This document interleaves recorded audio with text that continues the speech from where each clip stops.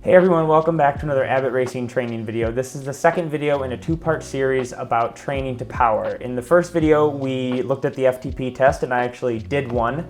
So now that the test is done and I've collected all my data, we're gonna take a look at what do we do with it. Okay, so this is my personal Training Peaks account, which is what I use for everything. So we're gonna set our power zones in here. Go there to settings, and then on the left-hand side we see zones, and we're gonna scroll down past bike heart rate, because we didn't do that. Run heart rate, power. So here we are, power, threshold. Now I did 346 for my 30 minutes, so that's already been typed in there. And what we do is we go over here to auto calculation, threshold power, and then we're gonna choose Andy Coggan. Now I've already set this up, so you would select this and then come over here and hit calculate.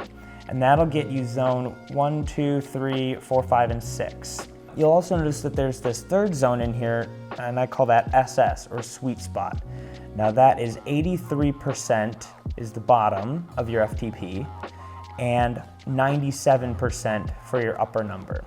So now that you've got all your zones in here, let's go ahead and talk about how to use these and when you should be doing what. So you've entered your 30-minute average power into Training Peaks or whatever software you want to use. There's a lot of online calculators you could also use.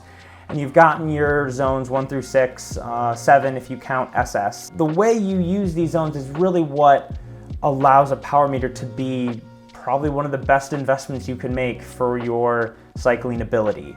So how do you use these zones? Well, a good rule of thumb is zone 1 and zone 2 are for your easy days, I'm just out riding. And zone 2 is really where you're gonna be doing your racing if you're doing like a full Ironman or even a half Ironman, the top end of that zone 2. So zone 1 and zone 2 are for easy days. And I like to use my zone 1 as a hard cap on any recovery day that I'm doing.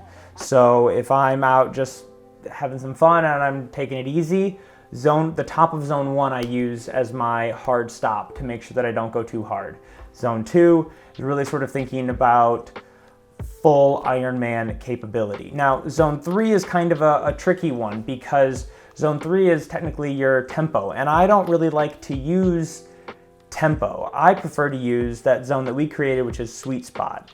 Now, sweet spot has a fair bit of research that goes with it, but they found that 83 to 97%, give or take kind of which study you look at, a few percentage points, they found that that's really the best training zone. It's hard, but it's not so hard that you can't recover quickly and go again the next day, but it's hard enough that you get really great training benefits. So I prefer to do most of my endurance, those 10, 20, 30, up to an hour, if you're training for an Ironman, those really hard efforts, those endurance efforts, I like to have all of those be sweet spot.